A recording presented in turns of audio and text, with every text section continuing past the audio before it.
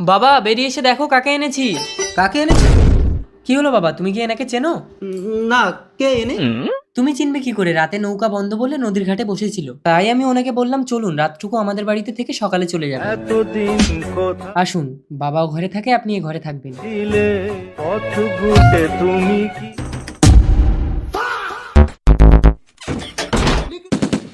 কোন লজ্জায় তুমি আবার এ বাড়িতে এসছো? মনে পড়ে তোমার আজ থেকে 20 বছর আগে ছেলে জন্মানোর সাথে সাথে আমার কাছে ফেলে দিয়ে তুমি এ বাড়ি ছেড়ে পালিয়ে গেছিলে। আর সেই ছেলের হাত ধরে এ বাড়িতে আসতে তোমার লজ্জা করলো না? দয়া করে চুপ করো, ছেলে জানতে পারলে আমাকে খারাপ ভাববে। এখন ছেলে জানতে পারলে খারাপ ভাববে না? চুপচাপ রাতটুকু কাটিয়ে সকাল হলে চলে যাবে। আমি এত রাতে তোমার ঘরে ঢুকেছি, ছেলে জানতে পারলে আমাকে খারাপ ভাববে। কি হলো, খুলছে না কেন? কি ব্যাপার, দরজা খুলছে না কেন? দরজা থেকে বাইরে থেকে বন্ধ করে দিয়েছে। দরজা যখন খুলছে না, আমি তো তোমার বউ, এক ঘরেই শুয়ে পড়ো। বউ?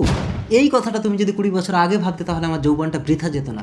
আরে তুমি তো যৌবন যেখানে সেখানে মিটিয়ে নিতে পারবে, কিন্তু আমার কথাটা একবারও ভেবেছো?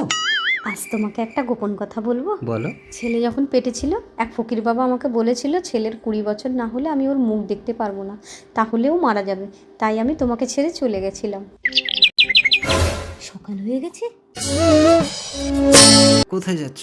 সকাল হয়ে গেছে, এবার আমি যাই। যদি যেতে না চাও তাহলে থেকে যেতে পারো। আমি থাকতে চাই। মা, খিদে লেগেছে, রান্না করো। খোকা তুই? আমি দরজার আড়াল থেকে সব শুনেছি বাবা, আমি থাকতে তোমাদের আর আলাদা হতে দেবো না মা। আমাদের সংসার